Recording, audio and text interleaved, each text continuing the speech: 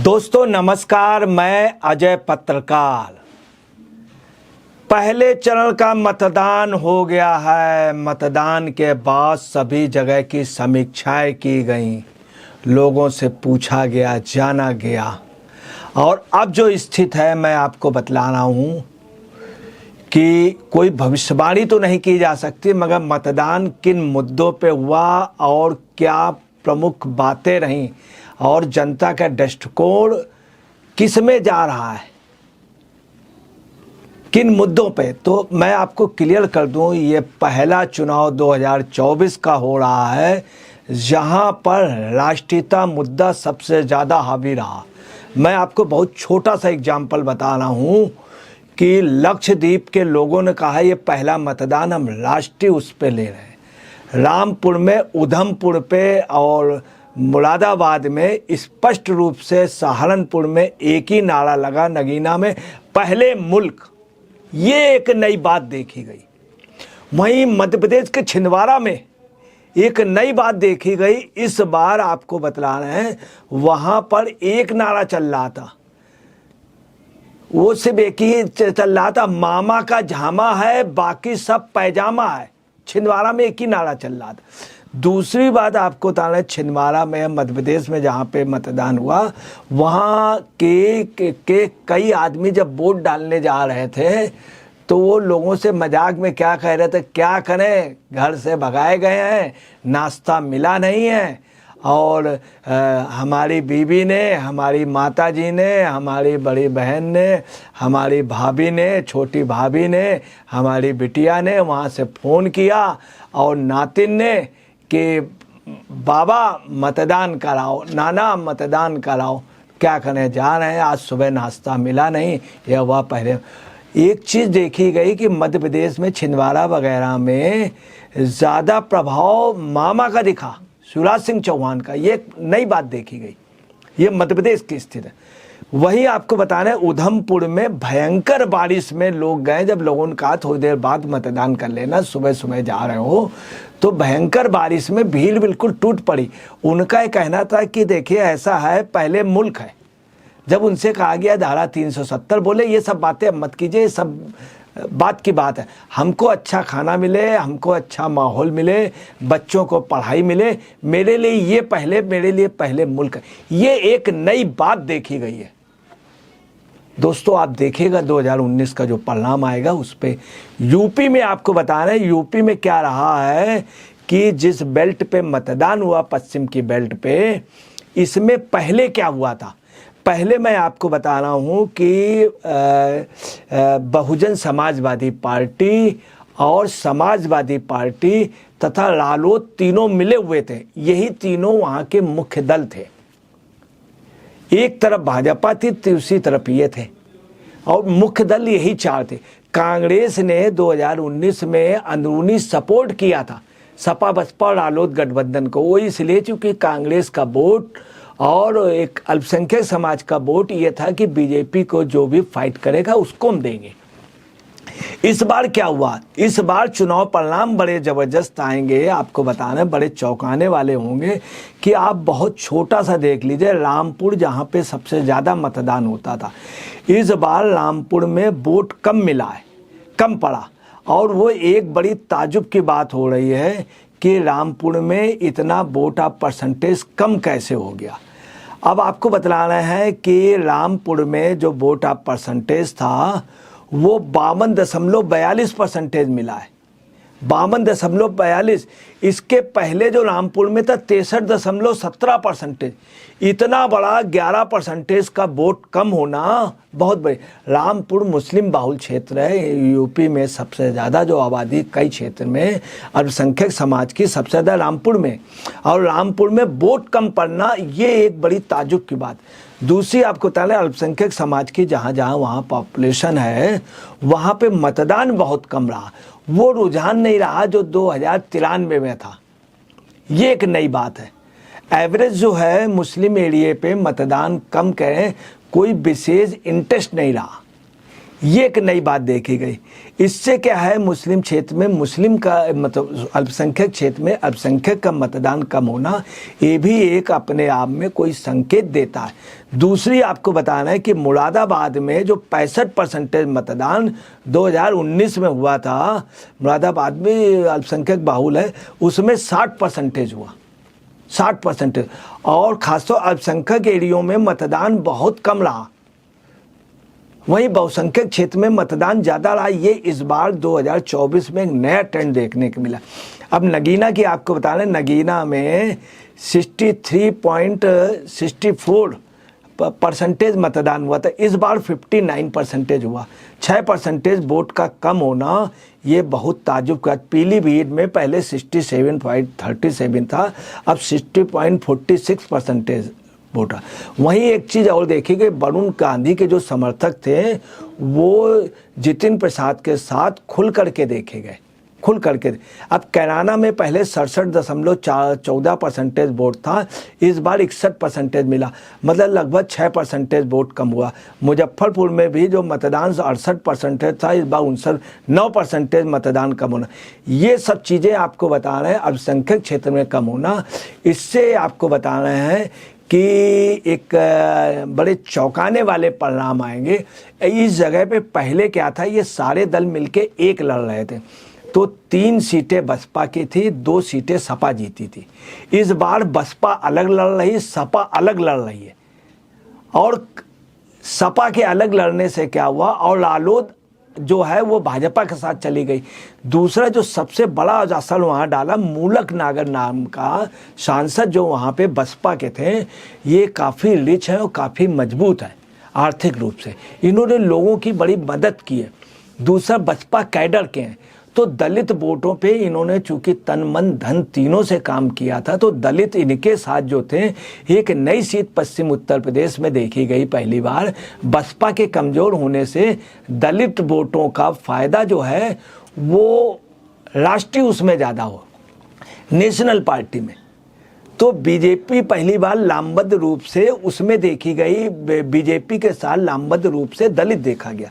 दूसरी आपको बता दें, सबसे बड़ी जो चौंकाने वाली बात थी कि जातिगत और धार्मिक आधार से हट करके भी मतदान हुआ। ये एक सबसे जातिगत में मैं आपको बता रहा हूँ, जाट और ठाकुरों में ये देखा जा रहा था डिस्प्यूट। जिस दिन मतदान हुआ उस दिन दोनों लोग एक साथ आ रहे थे, अधिकतर लोग गले में हाथ डाल के, एक जाट और एक राजपूत हाथ डाल के बोले नहीं हम लोग एक हैं, मुल्क के मुद्दे में नेशनल। तो आपको बताना है इसमें एक ये भी रहा कि छत्तीसगढ़ के जो महारानी थी जया जूदेव, इनका भी एक रहा। इन्होंने कुछ दिन पहले जो मीटिंगें की, अखिल भारतीय राष्ट्रीय क्षत्रिय महासभा की जो राष्ट्रीय संरक्षिका हैं जया जूदेव, इसके अलावा और भी कई मतलब क्षत्रिय समाज की रानियों ने, बड़े उन लोगों ने पश्चिमी उत्तर प्रदेश, राजस्थान, इन सब जगह बैठकें की। उस बैठक का परिणाम ये रहा कि राजस्थान, मध्य प्रदेश कि क्षत्रिय समाज एक रहा, जो डिस्प्यूट था वो सारे डिस्प्यूट ख़त्म देखे गए। जो भाजपा से नाराज़ थे वो नाराज़गी कतई भी राजस्थान, मध्य प्रदेश, सब जगह, यूपी, पश्चिमी उत्तर प्रदेश में कतई भी नहीं देखी गई। तो एक नया ट्रेंड देखा गया, दलित समाज और बैकवर्ड समाज इस बार खुल करके गया।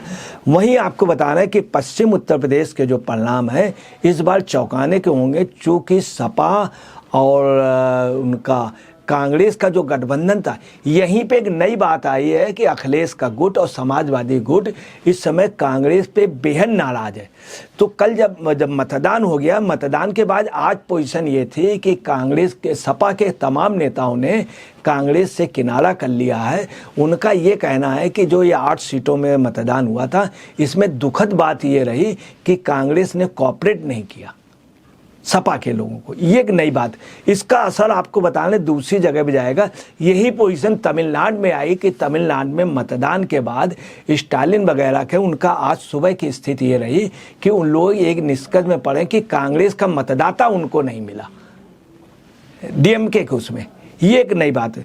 दूसरी तमिलनाडु की आपको बताना है, तमिलनाडु में रियलिटी ये पोजीशन रही कि हर जगह भाजपा ने बहुत अच्छी फाइट की, भाजपा गुट। अब आपको हम क्लियर कर दें, 102 सीटें जो थी, इस 102 सीटों में 45 सीटें पहले यूपीए को मिली थी, कांग्रेस गठबंधन मतलब इंडी गठबंधन को, और भाजपा गठबंधन को कम थी 41 102 में। इस बार की जो पोजीशन है मैं आपको बता रहा हूँ, 102 सीटों में एनडीए हर जगह फाइट कर रही, जीतेगा कौन हारेगा कौन इस चीज़ तक हम नहीं पहुंच सकते, ना हमको इतनी वो है, ना ही मैं भविष्यवाणी कर सकता हूं, ये तो 5 जून को पता चले। मगर भाजपा जो पहले 41 सीट पे थी, इस बार 102 सीटों में फाइट कर रही जबरदस्त। वहीं कांग्रेस के जो पहले थे वो और डीएमके के 24 थे और कांग्रेस के 15 थे। अब कांग्रेस का आकलन ये आ रहा है कि कांग्रेस के 15 सांसद नहीं निकल रहे हैं, चूँकि आपको बताना है कुछ जगह बिल्कुल भी नहीं। अब जैसे राजस्थान की, आपको मध्य प्रदेश की बता रहे हैं, मध्य प्रदेश में छिंदवाड़ा जो है, छिंदवाड़ा में और मध्य प्रदेश में जहाँ जहाँ मतदान हुआ राजस्थान की 12 सीटों पे, वहाँ पर एक नया ट्रेंड ये देखा गया। मध्य प्रदेश में जो यादव समाज था, जैसे छिंदवाड़ा का यादव समाज खुल करके उनके साथ देखा गया, पहली बार यादव समाज बीजेपी के साथ गया, ये एक नया ट्रेंड देखा जा रहा।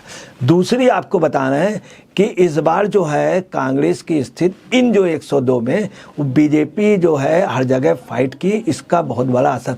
अब बंगाल की आपको बताना है, बंगाल में अलीपुर और कूच बिहार और जलपाईगुड़ी में, बंगाल में क्या हुआ कि ममता बनर्जी ने एक बयान दे दिया आज, और ममता बनर्जी ने स्पष्ट रूप से कहा कि इंडिया गठबंधन मैंने किया था, मैंने नाम दिया था, सब कुछ मेरी थीम थी, और इंडिया गठबंधन अब यहाँ पे नहीं है, यहाँ कोई गठबंधन नहीं है, यहाँ इंडिया गठबंधन। उन्होंने कहा कि कांग्रेस और कम्युनिस्ट को वोट दे करके अपना भविष्य बर्बाद ना करें, अपने वोट को बर्बाद ना करें।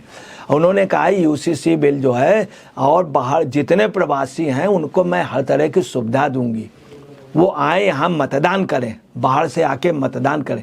इसका जो रिजल्ट रहा, इससे क्या हुआ, जो बांग्लादेशी रोहिंग्याओं के खिलाफ थे वो और यूनाइट हो गए, ममता बनर्जी के प्रति जो है एक बहुत बड़ी लामबंदी हो गई। वहीं इनका जो कहना है कि इनको वोट न दें, वहीं कम्युनिस्ट और कांग्रेस का ही सोचना है कि टीएमसी ना जीते। उनका सिर्फ ये है कि अगर हम नहीं जीत रहे तो टीएमसी ना जीते, चाहे कोई और जीत जाए।